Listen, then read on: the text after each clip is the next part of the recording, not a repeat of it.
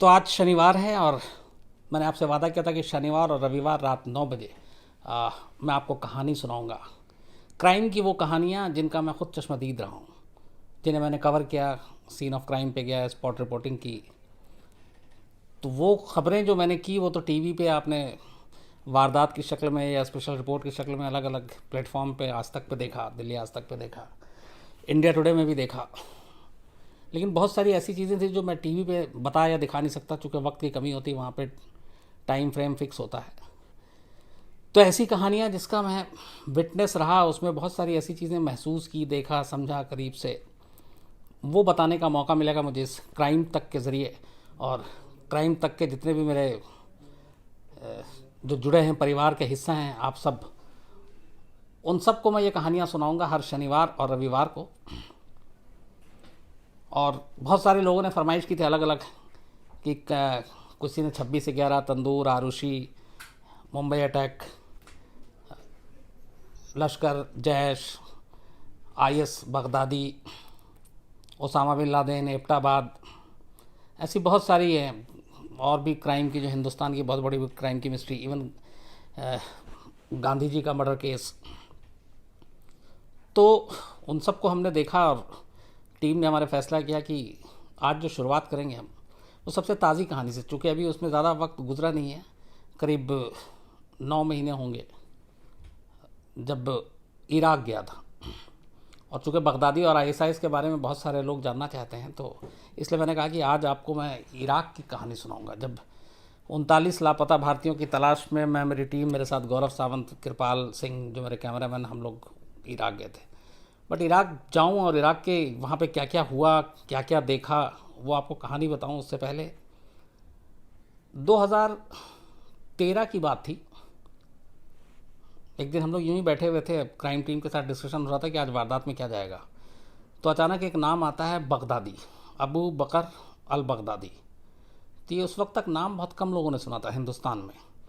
तब हम लोग आतंक के तौर पे जो नाम याद रखते थे, या तो फिर ओसामा बिन लादेन था, अल जवाहरी था, उधर पाकिस्तान में आपका हाफिज़ सईद, मौलाना मसूद अजहर, सैयद सलाउद्दीन, ये तमाम नाम थे। तो अबू बकर बगदादी का जब नाम आया तो एक क्यूरियोसिटी हुई कि ये कौन, ये नया कौन सा पैदा हो गया। फिर उसके बारे में जानकारी जुटानी शुरू की। 13 में पहली बार बगदादी पे हम लोगों ने स्टोरी की थी, और उस स्टोरी को करने की वजह एक थी, सिर्फ ये नहीं कि बगदादी कौन है और इसका आईएसआई इस नाम है, ये है वो। एक वीडियो आया था, उस वीडियो में एक अमेरिकन जर्नलिस्ट, वो उसके दोनों हाथ पीछे की तरफ बंधे हुए थे, नारंगी रंग का कपड़ा पहने हुआ था और घुटनों के बल बैठा हुआ था, और पीछे एक शख्स खड़ा हुआ था जिसके चेहरे पे नकाब था, उसके हाथ में इतना बड़ा खंजर था, और वो खंजर लिए हुआ, और इंग्लिश में वो पहले कैमरे पे रिकॉर्डिंग कर रहा है, जिसमें वो मैसेज दे रहा है कि जो भी इस्लाम के ख़िलाफ़, जिहाद के ख़िलाफ़ करेगा उसका अंजाम यही होगा। और वेस्टर्न जो कंट्री है वो उसको धमका रहा था एक तरीके से, उसमें यूएस को भी। और उसके बाद करने के बाद फिर वो चाकू से उसका गला काट देता है। तो वीडियो बहुत ही खौफनाक था, दहलाने वाला था, और कैमरे पे मौत देने का ये, तब हाल के वक्त में ये पहला इस तरीके का इतना खौफनाक सामने आया था। तो जब हम लोगों ने देखा तो उसके बाद वो स्टोरी की, जाहिर सी बात वो सारे वीडियो ब्लर किए। उसके बाद 2013 से लेके 2017 तक 4 सालों में मुझे याद है कि करीब 1000 एपिसोड तो हमने बना ही दिया होगा, या 800-700 बगदादी के ऊपर, क्योंकि उसके बाद से उसकी क्रूरता बढ़ती गई थी। फिर तो कैमरे पे अलग अलग मारने की उसकी तस्वीरें आने लगी, जलाकर मारने की, बम से उड़ाकर मारने की लोगों को, पर सबको नारंगी रंग का कपड़ा पहनाता था और मारता था। तो जब 3-4 साल ये हो गए स्टोरी करते करते, तो इतनी सारी चीज़ें कर ली थी कि उसके बाद मुझे लिखते वक्त फिर किसी चीज़ की ज़रूरत ही नहीं होती थी, मतलब रटा हुआ होता था मुझे, और उसके बारे में शायद मुझे लगता था कि मैं बहुत जानता हूँ। पर एक तमन्ना थी कि मैं एक बार इराक में जाके खुद देखूं कि आईएसआईएस है क्या, बगदादी का वहाँ पे क्या हुआ है, नहीं है। तो मौका नहीं मिला। शुरुआत में इराक का माहौल बहुत ख़राब थे, तो वहाँ जाना रिस्की था। तभी इत्तेफाक की बात है कि सितंबर 2017 39 भारतीय हिंदुस्तान से गए थे, जो 2014 से लापता थे, मौसुल के एक जगह पे। इराक का एक बहुत बड़ा शहर है मौसुल, जो जहाँ पे तेल के कुआं बहुत है, और खेती के लिए भी वहाँ मौसुल की ज़मीन बहुत अच्छी है। तो वहाँ से वो लापता हो गया, उसका तलाश चलती रही, खबरें आनी शुरू हुई। तो हमें कहा गया कि 39 भारतीयों की तलाश के लिए, चूँकि हिंदुस्तान के जो विदेश राज्य मंत्री जनरल वीके सिंह थे, उनके जाने की खबर आ रही थी कि वो जाएंगे उसे ढूंढने के लिए, क्योंकि लोकसभा में मामला उठा। तो जब ये हुआ कि वीके सिंह जाएंगे तो मौका अच्छा था, लगा कि हम लोग भी उनके साथ जा सकते हैं और कम से कम सेफ रहेंगे। तो ये कहा गया कि आप लोग वीज़ा के लिए अप्लाई कर लीजिए। तो मैंने, गौरव सावंत ने, कैमरामैन कृपाल सिंह ने वीज़ा के लिए अप्लाई किया। ये बात है सितंबर की। हमें लगा कि वीज़ा 2-3 दिन में मिल जाएगा, इराक का वीज़ा कौन सा मुश्किल काम है। लेकिन वहाँ पे सब कुछ जो प्रक्रिया थी उसको पूरी होने में ही लग गए 1 हफ़्ता।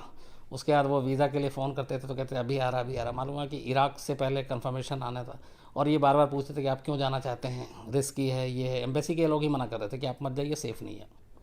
पर हमने कहा कि नहीं, हमें जाना है। खैर, करीब 20 दिन के बाद वीज़ा आया। अब वीज़ा आया तो वीके सिंह के जाने का मामला अटक गया कि वो आज जाएंगे कल जाएंगे, तो फिर बात आई गई हो गई। इसी दौरान मैं एक शूट पे था, बीच में याद होगा आपको, ताजमहल को लेकर बड़ा कंट्रोवर्सी था, तो मैं आगरा में शूट कर रहा था ताजमहल को लेकर। तभी वहाँ फ़ोन आया कि जनरल वीके सिंह 22 अक्टूबर को इराक जा रहे हैं 39 भारतीयों के लिए, और मैं 21 को आगरा में था। तो आगरा से मुझे आना था 22 को, लेकिन फिर 21 की शूट ख़त्म करके और शाम को वहाँ से भागा, रात को दिल्ली पहुँचा, और तब तक ऑफिस की तरफ से फ़्लाइट सब टिकट हो चुकी थी। और हम फिर 22 को वीके सिंह यहाँ से गए।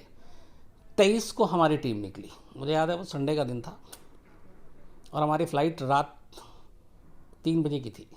अच्छा, एक दिक्कत ये थी कि इराक की कोई भी फ़्लाइट हिंदुस्तान से डायरेक्ट नहीं है।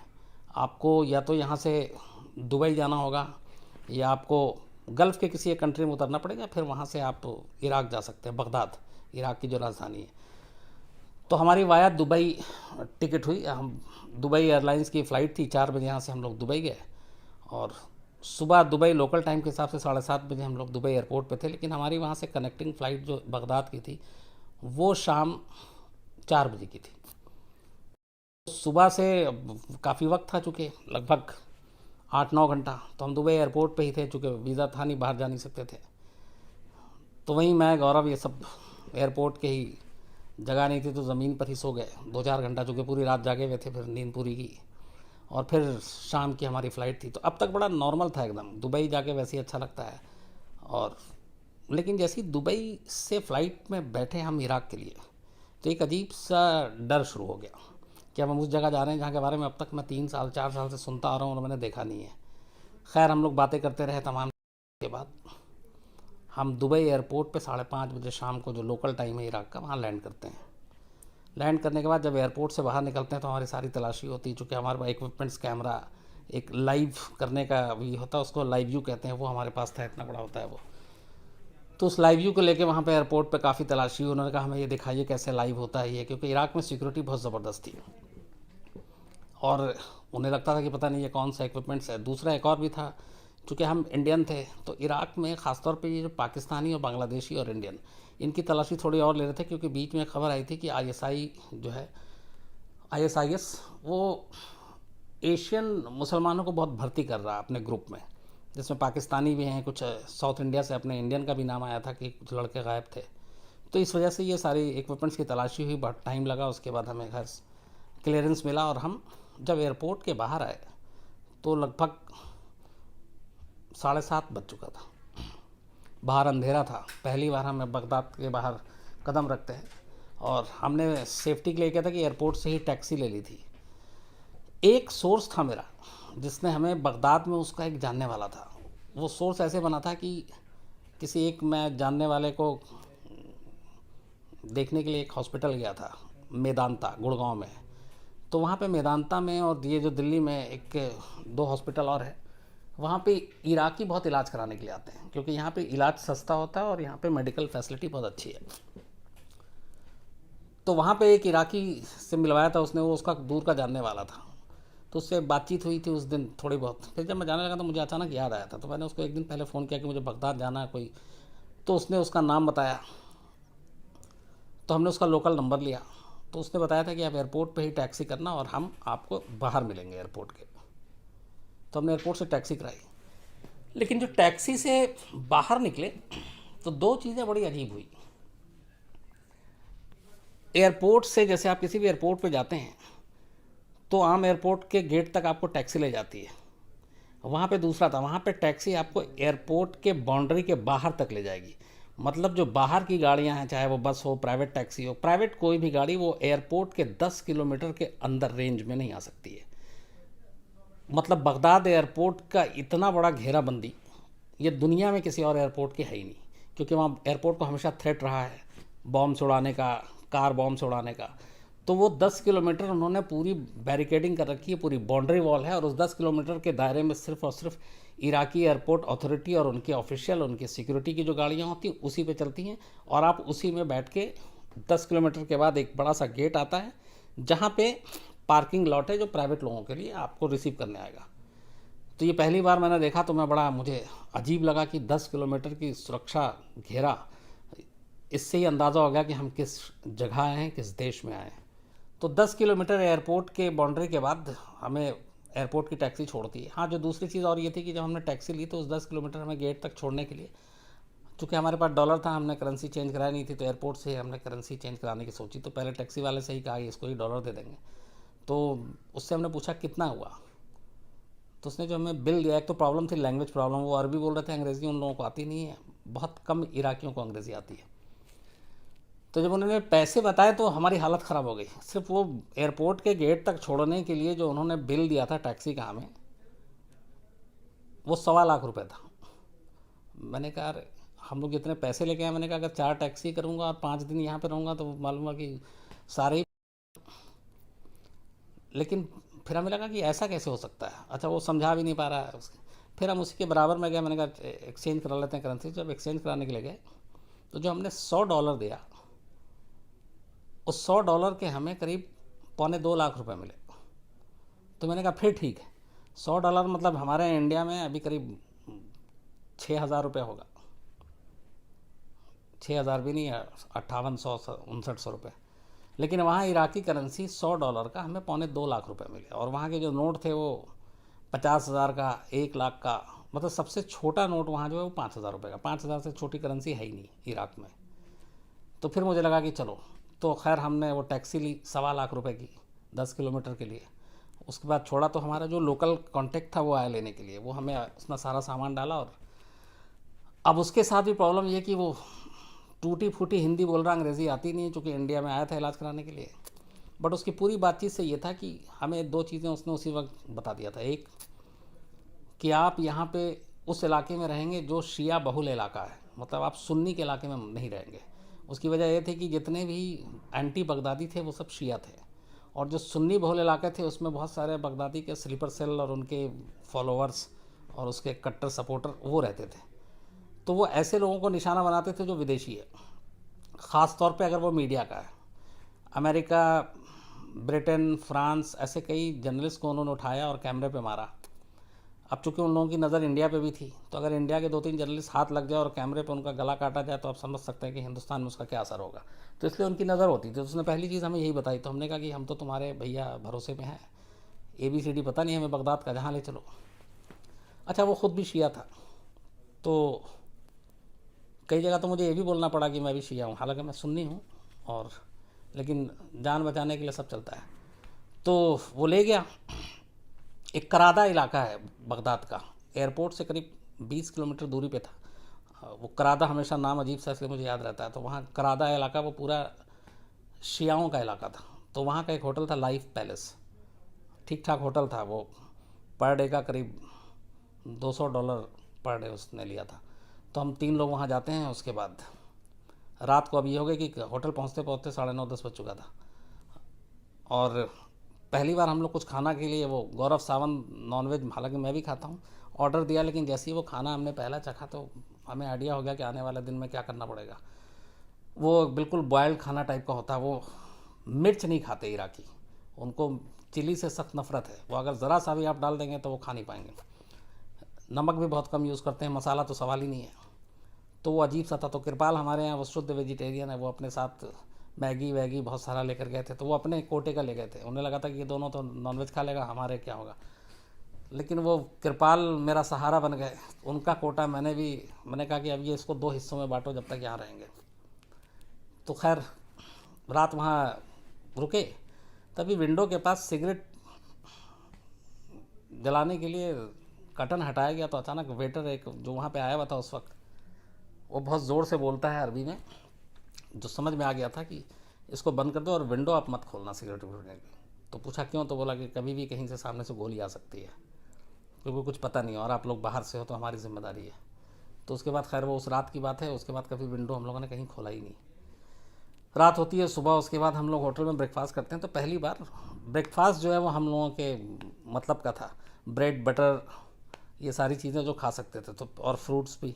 तो हम मुझे आइडिया मिल गया था कि अब हम लोगों को अगर रहना है तो ब्रेकफास्ट खूब सारा करो, और बाकी तो फिर देखेंगे, मैगी रात को खाएंगे।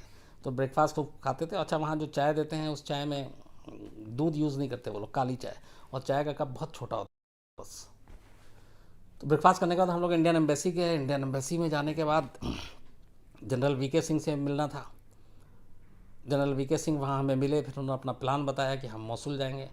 अच्छा, अब मौसूल में चक्कर ये था कि मौसूल एयरपोर्ट बंद था, और वहाँ पे चूँकि आतंकवादी ने हमला कर दिया था तो वो सिर्फ आर्मी के चॉपर उतरते थे, और या फिर मौसूल जाने के लिए आपको बाई रोड जाना होता था। तो हमने सोचा कि ये चॉपर से जाएंगे आर्मी के तो हम भी बैठ जाएंगे। उन्होंने वादा भी किया। तो नेक्स्ट डे जाना था, मतलब 25 तारीख को, 25 अक्टूबर उन्होंने वादा किया।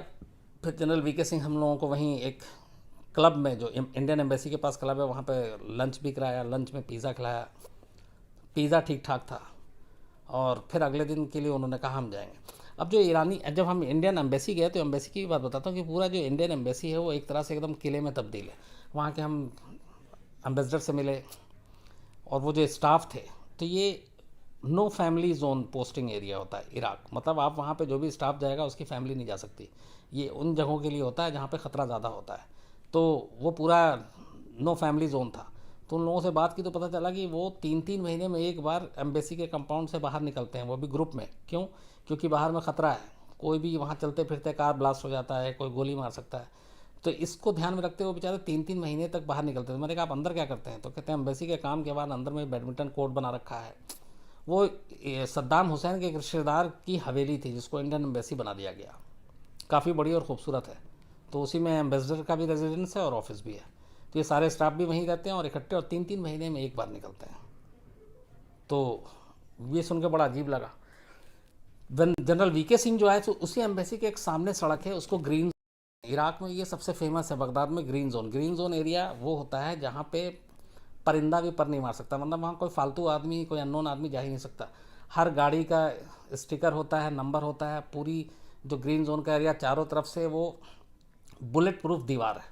और उसी ग्रीन जोन के अंदर अमेरिकन एम्बेसी है, यूएन की का दफ्तर है, और इंग्लैंड, जितने भी ये सारे कंट्रीज़ हैं उनके एम्बेसी हैं। लेकिन हमारा एम्बेसी, पाकिस्तान का एम्बेसी, बांग्लादेश का एम्बेसी, ये सब ग्रीन जोन के बाहर है। और उसी के अंदर 5 स्टार होटल भी है, फ़िलिस्तीन होटल बहुत फेमस है। जब सद्दाम के ज़माने में उस पर भी बमबारी हुई थी, गोली चली थी। तो ये जितने वीवीआईपी और जितने इराक के मंत्री हैं, मिनिस्टर हैं, प्राइम मिनिस्टर हैं, ये सब उसी ग्रीन जोन में उनका घर भी है। तो उस ग्रीन जोन में हम लोगों को भी परमिशन नहीं है, हम नहीं जा सकते। तो जनरल वीके सिंह चूँकि गेस्ट थे इराक सरकार के, तो उनको वहीं ठहराया गया था अंदर। तो उनसे जब मिलना होता था तो वो ग्रीन जोन के बाहर आते थे, तब हम उनसे मिलते थे। खैर अगले दिन उन्होंने कहा कि हम मौसूल जाएंगे, और अगले दिन हमें सुबह पता चला कि वो मौसूल अकेले चले गए। और उसकी वजह थी, उन्होंने जानबूझ के ऐसा नहीं किया था। जो इराकी ऑफिशियल, जो एयरफोर्स और उनके आर्मी के लोग थे, उन्होंने कहा चॉपर में सिर्फ 4 लोग बैठ सकते हैं। तो एक एम्बेसडर साहब बैठे हमारे, एक जनरल वीके सिंह, एक पायलट और एक सिक्योरिटी गार्ड, बस 4 ही लोग जा सकता था। 4 ही गए। और हमारे लिए मुश्किल थी कि हम बगदाद आ गए और मौसूल ना जाएँ, तो ये कैसे होगा। फिर हमने कहा कि हम खुद जाएंगे, पर एम्बेसी से स्टाफ ने, सब ने हमें मना किया मत जाओ ये है वो, लेकिन नहीं कि हमने कहा जाएंगे। बट वो अगला दिन भी हमारा फिर ऐसे ही बेकार गुजर गया। लेकिन हम वहाँ पे फिर इधर उधर गए बगदाद में, जो ऐतिहासिक जगह है, लोगों से बात करके इराकी कि जानूँ कि है क्या आईएस। तो इस दौरान में जितने लोगों से बात की तो पता चला कि हर आदमी वहाँ बगदादी से दुखी था, चाहे वो शिया हो सुन्नी है, जितने भी पढ़े लिखे थे। और फिर वहाँ इराक का इतिहास भी पता चला। फिर बचपन की वो चीज़ें याद आई, मैं भूल गया था, मुझे बगदाद जाके याद आया कि हमने उस पर कई फिल्में भी बनी हैं, अलाउद्दीन का चिराग। तो वो आप घिसिए और वो आता था, जी मेरे आका जिन, जो है अलाउद्दीन का। तो ये अलाउद्दीन का चिराग बगदाद की ही कहानी है, और वहाँ के एक बहुत बड़े चौराहे पे अलाउद्दीन का चिराग बहुत बड़ा बना हुआ है। तो अलाउद्दीन का चिराग, देन सिंदबाद, सिंदबाद की कहानी भी इराक की और बगदाद की है। तो इतिहास और दुनिया के वो बहुत पुराने शहरों में से एक है बगदाद, करीब 8वीं सदी से है। तो ये सारी चीज़ें पता चली, हमने बातचीत की, लोगों से रिकॉर्ड करना शुरू किया, सब हो रहा है। फिर हमने तय किया कि हम नेक्स्ट डे जाएंगे मौसूल, और बाई रोड जाएंगे, क्योंकि बाई रोड के अलावा कोई रास्ता था नहीं। तो अब नेक्स्ट डे मौसूल जाने के लिए सवाल ये था कि पहले तो हम लोकल गाड़ी यूज़ कर रहे थे, तो अब कोई ले जाए, क्योंकि बगदाद से 410 किलोमीटर दूर है मौसूल, और ये जो बगदाद का नॉर्थ एरिया है पूरा वो डिस्टर्ब था। जो साउथ एरिया है वो पीसफुल है। साउथ एरिया में वो भी आता है आपका करबला, और ये जो शियाओं का सबसे बड़ा वो है, तो वहाँ पे सेफ़ है। लेकिन उस तरफ जो जो मौसूल का रास्ता है, इरबिल का रास्ता है, जो दिजैल का रास्ता है, जो समारा का रास्ता है, वो सारे बहुत डिस्टर्बेंस है, क्योंकि वहाँ पे आईएसआईएस का कब्ज़ा था। तो खैर अगले दिन हमने किसी तरह से बहुत लोगों से बात की, कोई भी ड्राइवर तैयार नहीं कि मौसूल तो नहीं जाएंगे, और हमें भी कहता था कि आप पागल हो, आप लोग मत जाओ, ये है वो। तो नेक्स्ट डे जब हमने जाने का फ़ैसला किया, उसी रात ये हुआ कि तब तक हम 2 दिन सड़क पे घूम चुके थे बगदाद के, और बहुत सारे लोगों से बात की, स्टूडेंट से मिले। दुनिया की सबसे एक अल मुंतसरिया यूनिवर्सिटी है, आप कभी इसको गूगल देखिएगा, ये वर्ल्ड के सबसे पुरानी यूनिवर्सिटी में से एक है। और कहते हैं कि इराक़ में का शिक्षा से बहुत गहरा लेना देना, इस्लामिक शिक्षा की शुरुआत ही वहीं से हुई। तो अल मुंतसरिया यूनिवर्सिटी जाने का मौका मिला, वहाँ स्टूडेंट से बात की। लेकिन इस सड़क पे खुलेआम घूमने और कैमरा लेके चलने का एक नुकसान ये हुआ कि शाम तक ये खबर फैल गई, कुछ मीडिया के लोग आए हैं, वो भी इंडिया के, तो वहाँ पे ये नहीं कहते इंडिया विंडिया, वो हिंदुस्तानी को अल हिंदी बोलते हैं और जर्नलिस्ट को सहाफ़ी। तो ये बातें आई कि अल हिंदी सहाफ़ी, अल हिंद के 3 सहाफ़ी घूम रहे हैं। एक ये जो आर्ट एंड इनके अपने श्री श्री रविशंकर जी हैं, उनका आश्रम भी है वहाँ बगदाद में भी और मौसूल में भी है। तो उनके वो वहाँ पे जो इंचार्ज थे बगदाद में, उनकी एक महिला थी, उनका फ़ोन आता है कि उन्होंने शायद पहले इंडिया फ़ोन किया और यहाँ पता किया कि आज तक की टीम कोई बगदाद में है क्या, तो यहाँ से बताया गया। तो उन्होंने फिर फ़ोन किया और नंबर लिया हम लोगों का, तो उनका फ़ोन आया रात को कि आप लोग बगदाद में हैं। तो हम लोगों ने बताया हाँ, गौरव सावंत ने बात की। तो उन्होंने कहा यह बात फैल गई है कि अल हिंद के 3 सहाफ़ी हैं बगदाद में घूम रहे हैं, तो ये बहुत ख़तरनाक है क्योंकि वो सहाफ़ियों को किडनैप कर लेते हैं। तो आप लोग कहाँ ठहरे हुए हैं? तो हमने बताया कि हम करादा में ठहरे हुए हैं। और ये तो उन्होंने कहा आप कितने दिन से करादा में? मैंने कहा ये 3रा दिन है। तो उन्होंने कहा नहीं, ये 3 दिन तक एक होटल में ठहरना रिस्की है, आप फ़ौरन होटल बदल दीजिए। अब हमारी भी हवा ख़राब, रात को फ़ोन आ रहा है, अब हम लोग होटल में हैं, होटल के पैसे भी दे चुके हैं, $200 भी, वो भी देखना है। फिर हमने कहा नहीं, जान है तो जान है, तो क्या करें। फिर अपने उस सोर्स को फ़ोन किया, मैंने कहा यार होटल बदलना है। फिर रात को ही हमने होटल चेंज किया, और फिर जाकर फिर नए सिरे से पैसे दिए, फिर वही पता किया कि शिया का होटल, और तब तक खैर एक ड्राइवर तैयार हो गया। वो ड्राइवर इराकी फ़ोर्स का ही एक बंदा था जो बहुत सारे ऑपरेशन में इन्वॉल्व था, और बहुत ही अच्छा, शरीफ, बहादुर। तो उसने हमें पहले मना किया, फिर उसने ज़िद देखा तो बोला कि ठीक है चलिए मैं चलता हूँ। तो हमें मौसूल ले जाने के लिए तैयार हो गया। उसके बाद हम मौसूल के लिए निकलते हैं नेक्स्ट डे। सारा सामान हम लोग गाड़ी में डाल लेते हैं कि खामखा होटल को घेर के रखने का कोई फ़ायदा नहीं, पैसे भी लगेंगे और वापसी की गारंटी है नहीं, इधर आऊँगा या किधर जाऊँगा, या आऊँगा भी कि नहीं आऊँगा। तो हम लोग फिर मौसूल के रास्ते पे जाते हैं। तो जब मौसूल जाते हैं तो मौसूल की तरफ जाने में पहले ताज़ी, बलाद, दिजैल, इसके अलावा राफिया, ये सारा इलाका पार करते हैं। तो ये सब नॉर्मल दिखता है, बीच बीच में कुछ कुछ मकान मतलब उजड़े हुए हैं, ढहे हुए हैं, तो वो बताता जाता है हमें कि ये सब बगदादी के लोगों ने किया। अच्छा, वहाँ आईएस नहीं बुलाते हैं, वहाँ दाहिश बोलते हैं, दाहिश, क्योंकि आईएसआई का जो जन्म हुआ था वो पहले था आईएस, सिर्फ नाम था उसका, इस्लामिक स्टेट। फिर उसने आई और जोड़ दिया, आईएसआई क्या, इस्लामिक स्टेट ऑफ इराक। फिर उसने एस जोड़ दिया, ISIS, Islamic state of Iraq and Syria. तो इराक और सीरिया दोनों को मिला दिया था बगदाद में। तो आईएस से शुरू हुआ और ISIS तक कहानी गई। खैर हम जब सामरा पहुँचे तो हमने ड्राइवर को बोल रखा था कि जहाँ जहाँ पे भी कुछ इस तरह की चीज़ें हो रहा है, कि एक हमारा ट्रांसलेटर भी था, आप बताना कि जो ब्लास्ट हुआ और जो बगदादी के लोगों ने बॉम्ब सुला दिया। तो हमारे सड़क के राइट साइड में अचानक दिखाई देता है कि बहुत सारे एकदम घर खंडर बने हुए हैं, लाइन से एकदम जिधर देखो खंडर ही खंडर, टूटे फूटे मलबे में ढा। तो हमने एक जगह रोका और हमने कहा शूट करते हैं। उसने कहा ठीक है। हम शूट करते करते उसने कहा बस सड़क के किनारे आप शूट कीजिएगा। तो हमने सड़क के किनारे जो शूट किया तो पीछे नज़र गई तो देखा पीछे तो और भी ज़्यादा ख़तरनाक तरीके से सब ढा हुआ मकान बिल्डिंगें सब बम से उड़ा हुआ था। तो हम पीछे की तरफ जाना शुरू हो जाते हैं। तो जब पीछे की तरफ जाते हैं तो हमें याद ही नहीं रहता और हम चलते जाते हैं, तीनों कैमरामैन और हमारा ट्रांसलेटर। जो मेन ड्राइवर था वो दूरी पे था। तो हम थोड़ा आगे निकल जाते हैं तो देखते हैं 5-6 लोग खड़े हुए हैं और हमें 5-6 लोग दिखे तो हमने कहा कि चलो इनसे कुछ बात ही कर लें। बेशक अरबी में बोलेंगे, बाद में ट्रांसलेट कर लेंगे, लेकिन हमने अपने जो ट्रांसलेटर था उसको बताया था कि ये कैसे है, इसकी असलियत क्या, किसने किया, बेसिक यही सवाल था। और वो लोग कौन है, उनका नाम क्या है। तो हमारे कैमरामैन ने एक चीज़ वहाँ बताई थी कि जब तक सामने वाला इजाज़त न दे आप किसी को शूट मत करना कैमरे से, वो बुरा मान जाता है और कुछ भी कर सकता है। तो हमने अपने कैमरामैन कृपाल को बोला था कि आप शूट तब करना जब वो बोलेगा। तो ट्रांसलेटर को बोला कि इससे बोलो हम लोग हिंदुस्तान से हैं, जर्नलिस्ट हैं, 39 भारतीयों की तलाश में आए, आपसे बात करनी है। तो उसने जैसे ही बोला ये अल हिंदी सहाफ़ी, क्योंकि ये मैं इतना अरबी थोड़ी बहुत मैं जानता हूँ, तो जैसे ही उसने बोला मैंने देखा कि अचानक वो 5-6 लोगों के चेहरे का रंग बदल गया। मतलब पहले एकदम नॉर्मल दिख रहे थे, एकदम उनका चेहरे पे जैसे गुस्सा एक, तो मुझे अजीब सा लगा। लेकिन इससे पहले कि बाकी कुछ और समझ पाता तब तक वो एक नज़दीक आया और उसने मेरे कैमरा मैन का यूँ कैमरा ऐसे लेंस देखने लगा। तो हमने बहुत प्यार से कहा ये कैमरा है, लेंस है, तो टूटी फूटी जो समझाने की। वो उसने यूँ झपट्टा मारा और कैमरा छीन लिया। मेरे हाथ में माइक था आज तक का, दूसरे ने वो माइक ले लिया। उसका अचानक एक बोलता है दखूल दखूल, ऐसे इशारा कर रहा था वो पीछे खेत।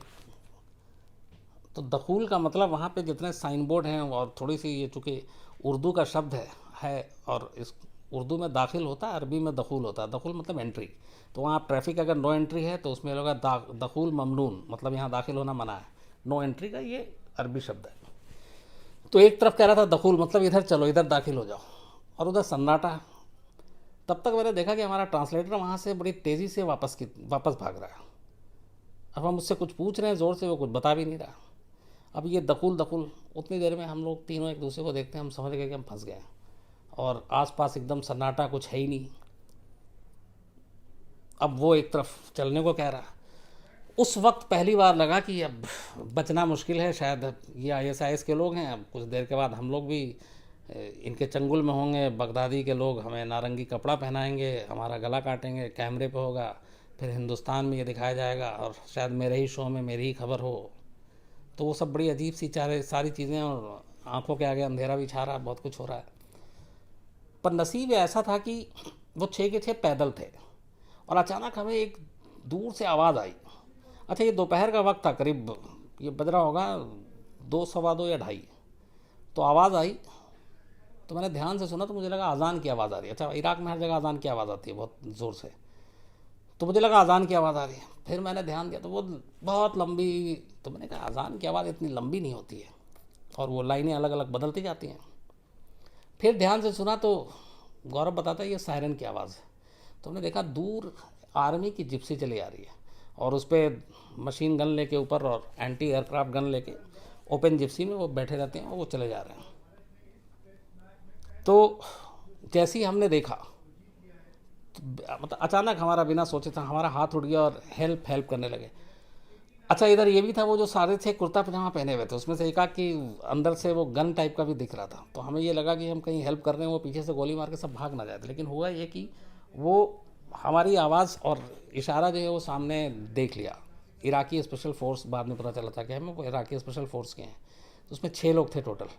तो उन्होंने देखा तो वो गाड़ी सीधी जा रही थी, लेकिन जब हमने इशारा किया तो वो गाड़ी उन्होंने अचानक मोड़ा और हमारी तरफ आने, जैसे ही वो हमारी तरफ आने लगे तो हमने इस दौरान में क्या देखा कि ये 6 जिसके हाथ में कैमरा था उसने कैमरा यूँ मारा, हमारे कैमरामैन के सीने पे आके लगा और कैमरा नीचे गिरा, लेंस टूटा, बाद में पता चला।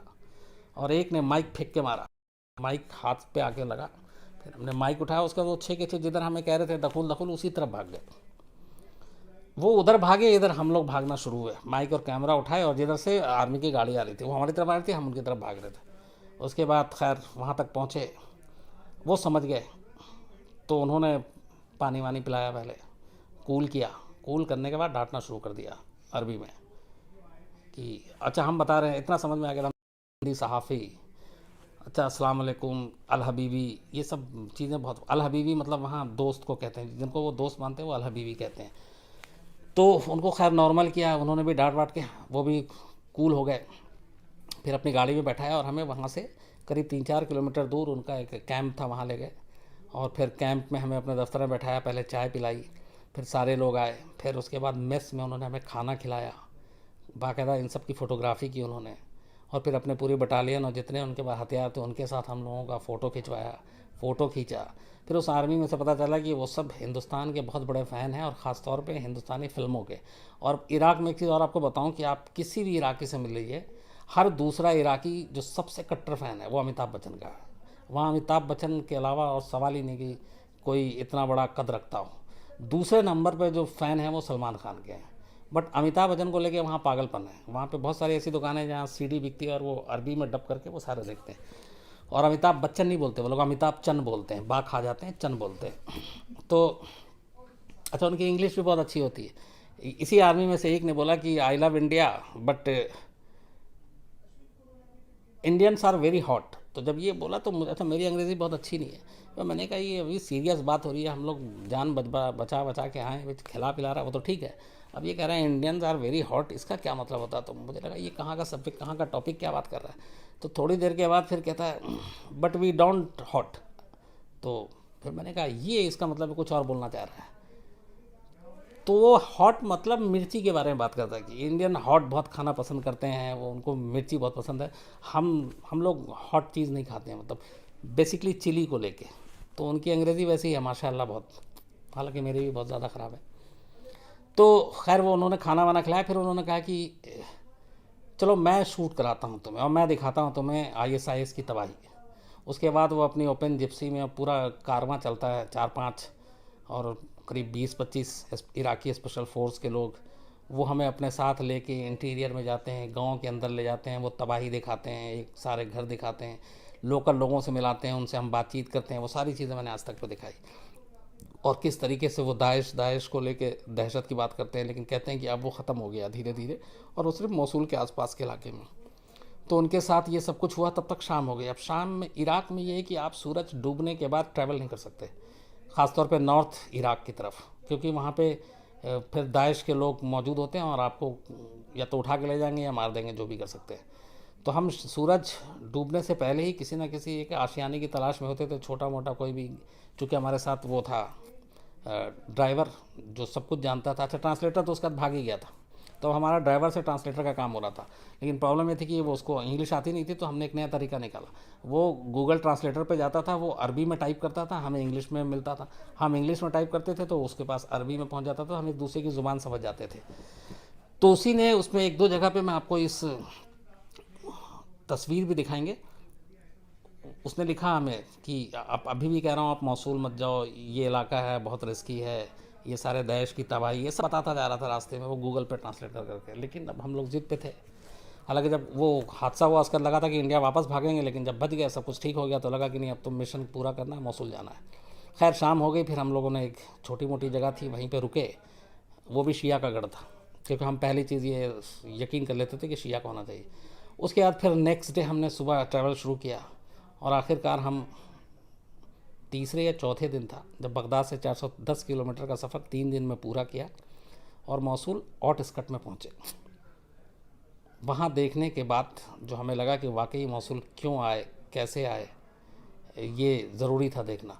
क्योंकि मैंने 2014 से पहले 10 जून 2014 को ISI ने मौसूल पर कब्ज़ा किया था। 10 जून 2014 से पहले मौसूल जितना खूबसूरत था, और उसके बाद वहाँ की जो उसके बाद जो तस्वीर थी, सिर्फ खंडर, वहाँ मतलब खंडरों के अलावा कुछ था ही नहीं। और मौसूल नाम जो पड़ा असल में मो और सुल है, वो एक ख़ास किस्म का मलमल का कपड़ा होता है जो सिर्फ मौसूल में बनता है और वो वर्ल्ड फेम है, तो इसीलिए उसका नाम मौसूल पड़ा था। और वहाँ पे मलमल का ये कपड़ा, खेती की ज़मीन इराक़ में सबसे अच्छी वहाँ पे है, और तीसरा वहाँ पे तेल का भंडार। तो बगदादी ने मौसूल पे कब्ज़ा ही इकोनॉमी के लिए किया था। उसे मालूम था कि यहाँ से तेल, अगर यहाँ कब्ज़ा होगा तो तेल के कुएँ पे उसका कब्ज़ा होगा, कपड़े पे उसका कब्ज़ा होगा और खेती पे उसका कब्ज़ा होगा। तो वो उसका एक पूरे उसकी, और दूसरा बगदादी ने अपनी खिलाफत का जो ऐलान किया था वो मौसूल की अल नूरी मस्जिद से ही किया था पहली बार।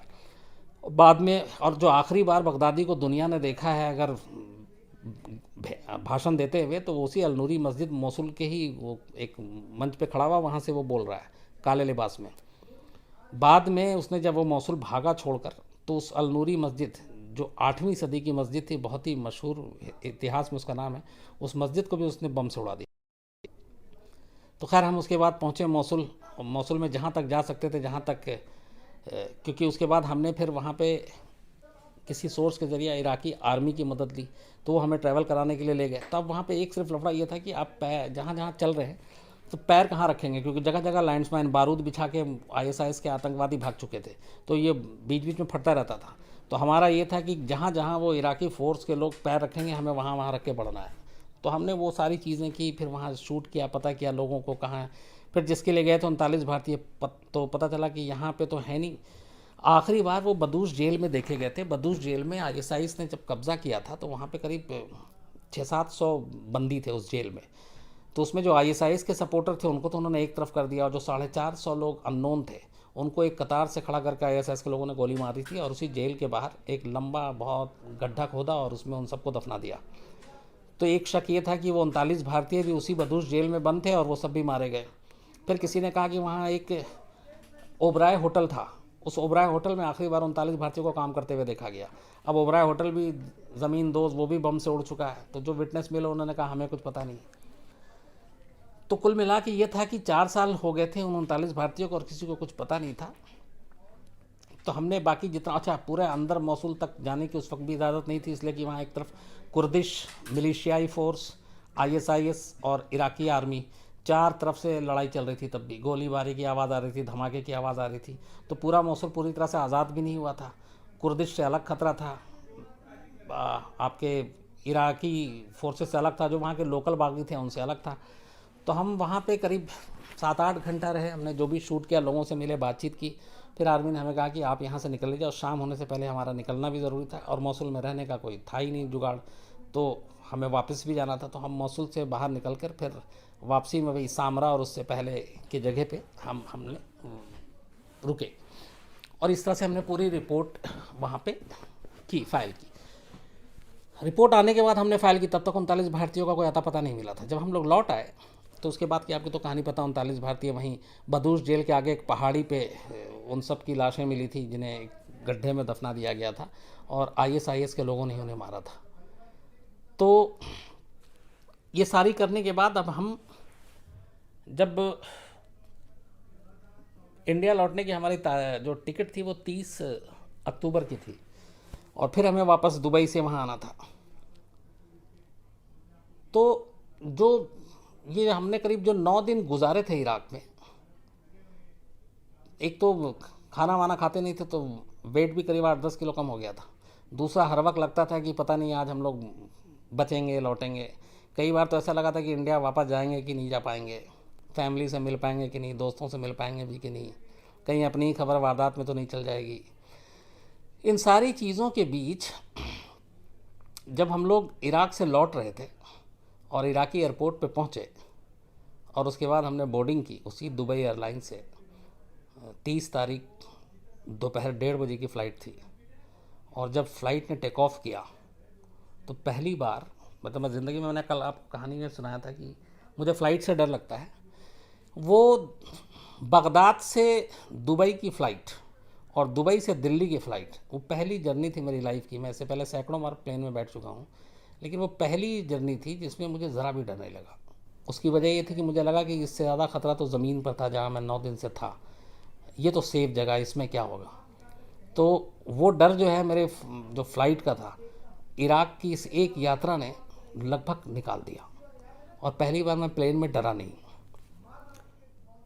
तो ये तो पूरी जो जर्नी और जिस तरीके से हुआ वो थी। कुछ अलग जो चीज़ें थी वहाँ पे आपको, इराक में एक तो महिलाएं बहुत मेकअप करती हैं, वो बिना मेकअप के नहीं रह सकती, और बहुत सारी ऐसी हमारी एम्बेसी में इराकी लड़कियां काम करती हैं, उनसे हमारी दोस्ती भी हुई, उन्होंने बहुत मदद की, उनकी अंग्रेज़ी अच्छी थी तो हमें बहुत ब्रीफ करती थी।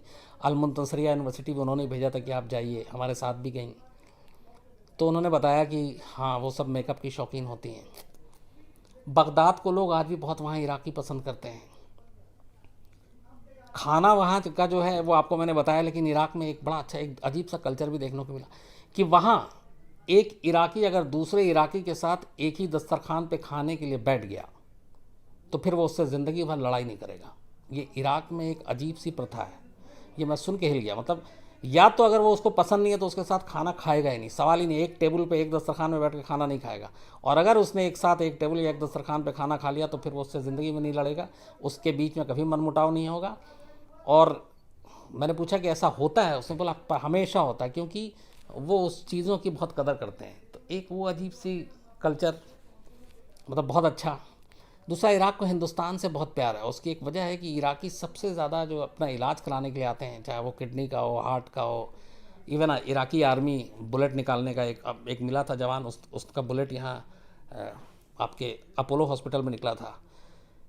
तो वो सारे इलाज के लिए यहाँ आते हैं। एक तो उनको वेस्टर्न कंट्री की तरफ जाएं तो वो बहुत महंगा पड़ता है, इंडिया में बहुत सस्ता पड़ता है, और उनको बहुत ईजिली यहाँ पे वो इलाज होता है। एम्बेसी से हमें पता चला था कि हर दिन करीब 1500 से 2000 इराकी जो है वो इंडिया के वीज़ा के लिए अप्लाई करते हैं, और इंडियन एम्बेसी कोशिश करती है कि उन्हें हमेशा वीज़ा जल्दी दे दिया जाए। इंडिया के इराक के हमारे रिश्ते बड़े अच्छे रहे, सद्दाम हुसैन के दौर से रहे, अभी तक रहे। तो अब हालांकि वहाँ नई सरकार जो आई है। अच्छा हाँ, इराक में एक चीज़ आपको बताऊँ कि इराक में करीब 52% शिया आबादी है और 48% सुन्नी। लेकिन इराक के इतिहास में ज़्यादातर राज जो किया वो सुन्नी ने किया, 48% वालों ने। ये पहली बार है जब अभी वहाँ पे शियाओं की हुकूमत है। हालांकि इस सरकार से लोग खुश नहीं है, क्योंकि सरकार में करप्शन बहुत है, पढ़े लिखे भी नहीं, इसमें से ज़्यादातर 12वीं पास हैं, और वो कोई काम वाम नहीं कर रहे हैं।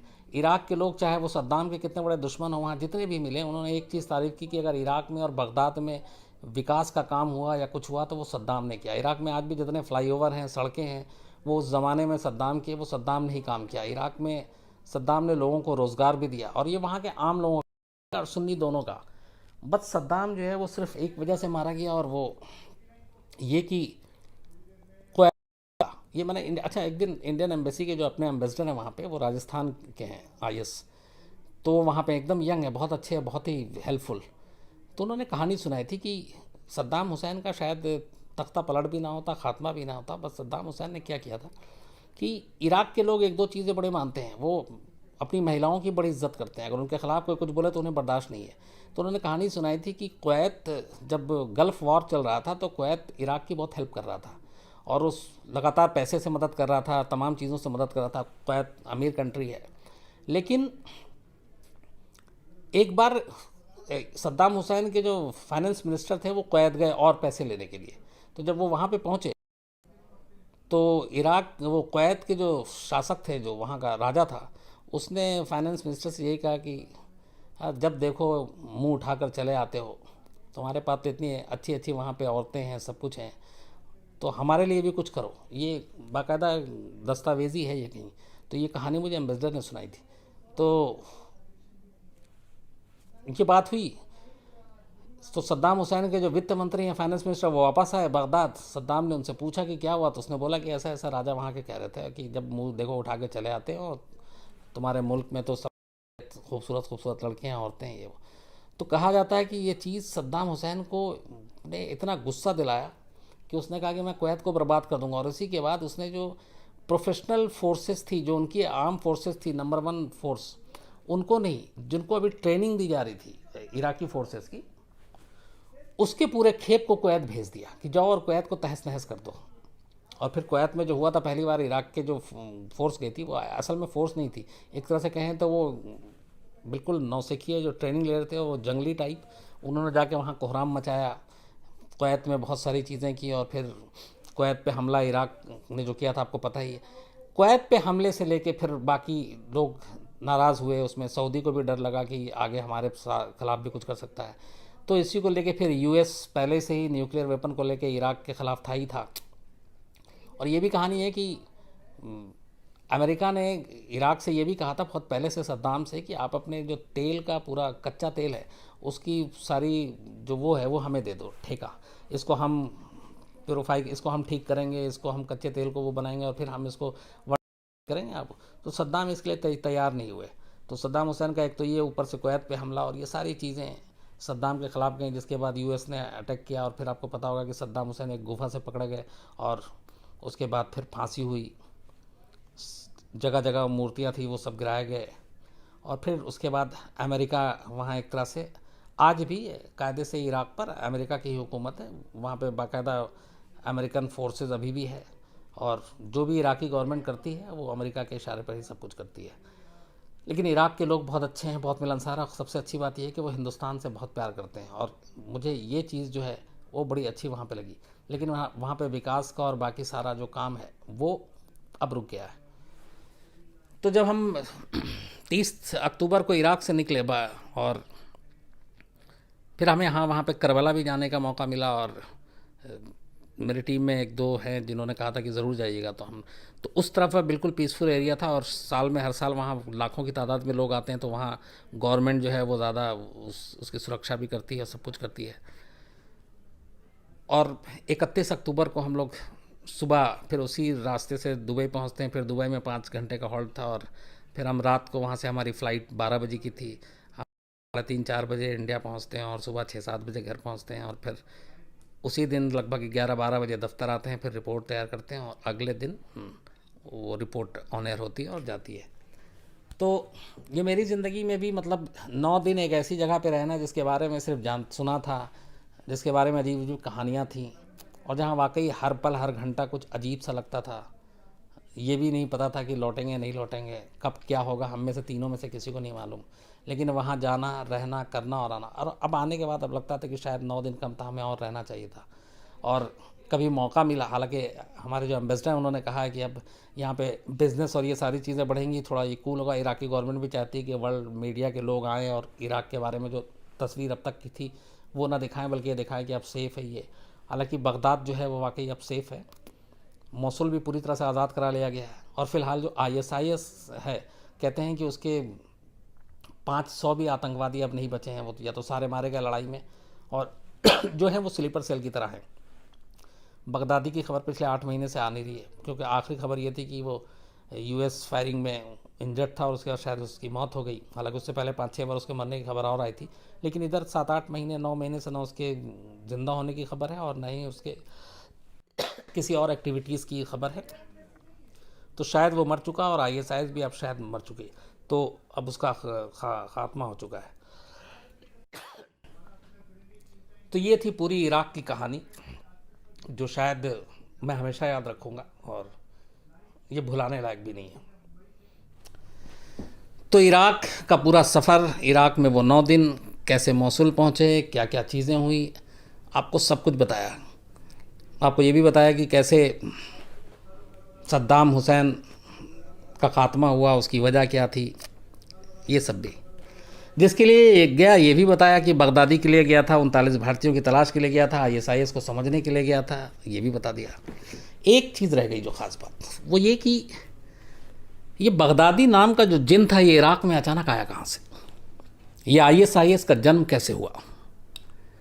तो ये बात तब की है जब सद्दाम हुसैन का खात्मा हुआ। सद्दाम हुसैन की मौत के बाद इराक़ में पूरा एक तरह से अराजकता का माहौल था, उथल पुथल। सद्दाम जैसा बड़े कद का लीडर जिसका पूरे इराक़ पे दबदबा कब्जा था, वो जा चुका था, कोई और दूसरा लीडर था नहीं। अमेरिका ने पूरे चंगुल में ले रखा था इराक़ को। इसी दौरान कुछ वहाँ के लोकल लोग उभरना शुरू होते हैं। उनमें था एक अबू बकर अल बगदादी। ये एक तिक्रित और इसके आसपास का जो इलाका है वहाँ पे इसका थोड़ा सा असर रहता था। ये कायदे से एक मौलाना था, इमाम, जो नमाज़ पढ़ाता था और बच्चों को भी ज्ञान दिया करता था। बट ये था फॉलोवर उसामा बिन लादेन का, अलकायदा का। और ये कहते हैं कि इराक़ में अलकायदा का जो ब्रांच जिसने खोला वो अबू बकर अल बगदादी था। लेकिन बगदादी बहुत उस पर नहीं आया था, मतलब उतना उसका नाम वाम नहीं था, वो छोटे मोटे लेवल पे काम करता था, लेकिन ओसामा का भक्त था। जब सद्दाम का खात्मा हुआ, उसके बाद अमेरिका आई, फिर अमेरिकन लोगों से इराक़ के अंदर गुस्सा होना शुरू हुआ। वहाँ के लोगों में नौकरी को, बेरोज़गारी को लेकर सारी चीज़ें, और फिर ये कि अमेरिकन जो है हमारा तेल ले जा रहा है। अमेरिकन से इराक़ी शुरू से ही पसंद नहीं करते हैं, चाहे वो सद्दाम के पहले का हो या सद्दाम का बाद का हो। तो फिर यहाँ पे फ़ायदा उठाया बगदादी ने। उसने धीरे धीरे धीरे अपना संगठन बनाया। उसने वहाँ के मदरसे और वहाँ के जो दीनी और धार्मिक अदारे हैं, संगठन हैं, उन पर जाल बिछाना शुरू किया। और उसके बाद उसने अमेरिका और वहाँ की जो अमेरिका की मदद से जो सरकार चल रही थी उनके ख़िलाफ़ उसने वो शुरू कर दिया। और उसके बाद उसका कद बढ़ता गया। धीरे धीरे धीरे उसका ये था कि इराक़ पे इस्लामिक हुकूमत कायम करना है, और वो इराक़ में इस्लामी हुकूमत लाना चाहता था, चूँकि पेशे से इमाम था और सब कुछ। तो उसने अपने लड़ाके तैयार किए। अच्छा, अलकायदा का उसको सपोर्ट पहले से ही था क्योंकि वो वहाँ पे उसका लोकल ब्रांच चलाता था। तो इसने टारगेट किया सबसे पहले मौसुल के आसपास, और जो इसने अपना ऐलान किया था पहला कि ये चाहता कि अबू बकर अल बगदादी, वो उसने मौसुल में ही जाकर जो अल नूरी मस्जिद आपको मैंने बताया था वहाँ से जाके किया था कि दुनिया में जल्दी इस्लामिक हुकूमत होगी, पूरे वर्ल्ड पे इस्लाम की हुकूमत होगी, और ये उसका अपना वो था। और इसीलिए उसने इसका नाम रखा है आईएस। और वो जो एक धार्मिक संगठन से था, उसने पहला अपना संगठन बनाया आईएस, इस्लामिक स्टेट। उसके बाद फिर वो मौसुल के बाहर इधर आना शुरू हुआ, आपके इरबिल, दिज़ैल, राफिया, ये सब वो इलाके थे जहाँ पे इसका होल्ड बढ़ता गया। और फिर करते करते ये एक वक्त तो ऐसा आया था कि ये बगदाद से सिर्फ और सिर्फ 80 या 100 किलोमीटर दूर रह गया था, लेकिन वो इराकी फोर्सेस यूएस की मदद से इसको रोक दिए, वरना ये बगदाद पे इसका कब्ज़ा हो जाता। तो जब ये इतना पावरफुल हो गया तब इसने आईएस की बाद फिर आई जोड़ दिया, उसने इस्लामिक स्टेट ऑफ इराक कर दिया, क्योंकि ये लगभग 70-80% इराक पे अपना कब्जा कर चुका था। तो अब उसे लगा कि ज़्यादा दूर नहीं है बगदाद, तो पूरे होगा, तो इसलिए इस्लामिक स्टेट ऑफ इराक इसने डिक्लेयर कर दिया। लेकिन यहाँ से जब बगदाद की ये 100 किलोमीटर पहले पहुँचा, वहाँ से फिर तस्वीर बदल जाती है। उसके बाद क्या होता है कि अब लगता है कि बगदादी का कद बढ़ रहा है, तो अमेरिकन फोर्सेस जो हैं और बाकी जो एक जॉइंट मिलिट्री ऑपरेशन चलता है आईएसआईएस के ख़िलाफ़, और फिर बगदादी पीछे हटना शुरू हो जाता है। तो जब ये पीछे हटता है और इसके लिए ज़मीन कम होती जाती है, तो ये सीरिया का रुख करता है। जब ये सीरिया का रुख करता है तो सीरिया में ऑलरेडी जो है वो वहाँ पे सरकार के ख़िलाफ़ विद्रोही जो है सक्रिय थे। वहाँ के जो राष्ट्रपति हैं उसके ख़िलाफ़ कि ये रशिया के पिट्ठू हैं और ये हैं और वो हैं, तो वहाँ पे एक अलग सीरिया में आज़ादी की लड़ाई चल रही थी। तो बगदादी ने सीरिया में घुस के वहाँ पे भी फ़ायदा उठाने की कोशिश की, इसलिए उसने आईएसआई के नाम में एक और एस जोड़ दिया, फिर Islamic state of Iraq and Syria. तो फिर वो सीरिया में भी उसके कदम बढ़े, सीरिया में भी उसने बहुत जगह पे लड़ाई की, कब्ज़े भी किए। लेकिन बाद में जब चूँकि उसने अमेरिका को निशाना बनाना शुरू किया, ब्रिटेन को निशाना बनाना शुरू किया, फिर आपको याद होगा फ्रांस में आतंकवादी हमला, यूएस में आतंकवादी हमला, तो फिर लगा कि नहीं, जिस तरीके से ओसामा बिन लादेन कर रहा था उस तरीके से बगदादी भी, तो बगदादी पर नकेल कसना चाहिए। इसलिए फिर जॉइंट मिलिट्री ऑपरेशन चला और लंबे टाइम तक लड़ाई चली, जिसके बाद धीरे धीरे इसका खात्मा हुआ। हालांकि एक दूसरी चीज़ ये भी है कि इस बगदादी को खड़ा करने के पीछे भी कहीं ना कहीं अमेरिका ही था। उसकी वजह बताता हूँ आपको कि जब सीरिया में ये लड़ाई चल रही थी, वहाँ के राष्ट्रपति, वहाँ की जो सरकार है और विद्रोहियों के बीच में, तब जब ये बगदादी वहाँ पहुँचा तो इसकी बाकायदा तब हथियार जो है वो अमेरिका की तरफ से मिला करता था, और इनको कि आप लड़ाई कीजिए, ये है वो है। तो ये पहले असद सरकार, सीरिया में असद सरकार है, तो उसकी तरफ से ये लड़ाई लड़ा था, तो उसको सारी ट्रेनिंग भी दी गई, हथियार भी दिए गए। जो हथियार सरकार उधर के लिए आता था विद्रोहियों के लिए, वो बगदादी तक पहुंच जाता था, और बगदादी उन हथियारों का इस्तेमाल फिर अपने मकसद के लिए करता था। तो कहीं ना कहीं हथियार और सारी चीज़ें उसको अमेरिका से ही मिली। और फिर बाद में ये इसके चूँकि महत्वाकांक्षा इतनी हो गई थी, इस्लामिक स्टेट बनाने चला था, तो फिर अमेरिका को भी लगा कि जिसको तो मैं हथियार दे रहा हूँ वो मुझे ही आंखें दिखा रहा है। तो फिर अमेरिका की भी मजबूरी थी, सेम ये ओसामा बिन लादेन के साथ भी हो चुका है।